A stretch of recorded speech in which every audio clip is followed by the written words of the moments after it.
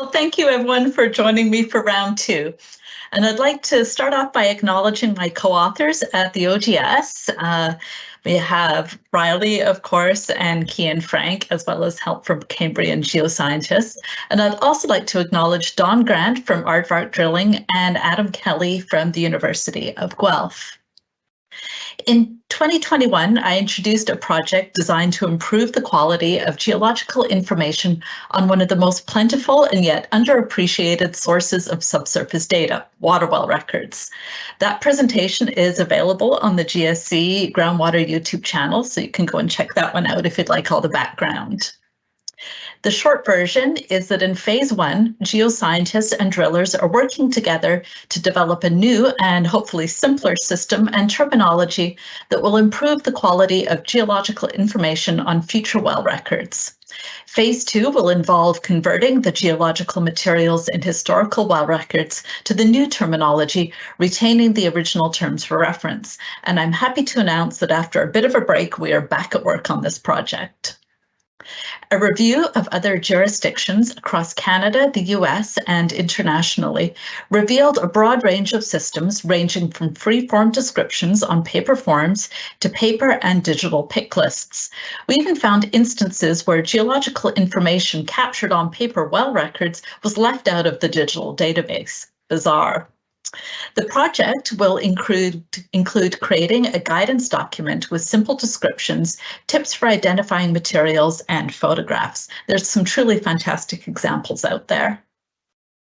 So before coming up with a new system, it's important to understand the strengths and pitfalls of the one currently in use. Now, at present, logs are filled out by drillers or well techs, or the office staff fills them out from just simple notes. And this used to be done on paper with digital entry, the responsibility of MECP staff. But more recently, digital forms have helped to streamline this process. And this brings us to one of the biggest problems we find using well records. Now, comparing the paper log on the left with a 3-column digital version on the right, we can see that there's been a loss of information, and that information is needed to correctly interpret the geology. For example, the third unit down was originally described as a sandy clay with gravel, and it's loose. So this could be interpreted as a diamicton or maybe an ice marginal deposit. But if we're to look at that 3-word digital version, we see that a judgment had to be made on which word to drop.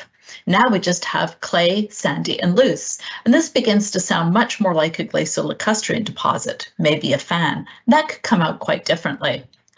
Other records show redundancies, geological impossibilities, and of course, the odd transcription error. So keeping in mind the guiding principle that this needs to work for drillers and well technicians who probably won't be looking at core, we are currently looking at a 2-step system. In step 1, you'd simply enter the unit depths and select a material type from a very short pick list, and that is shown at the bottom left. Getting this correct would represent an improvement on some of our records.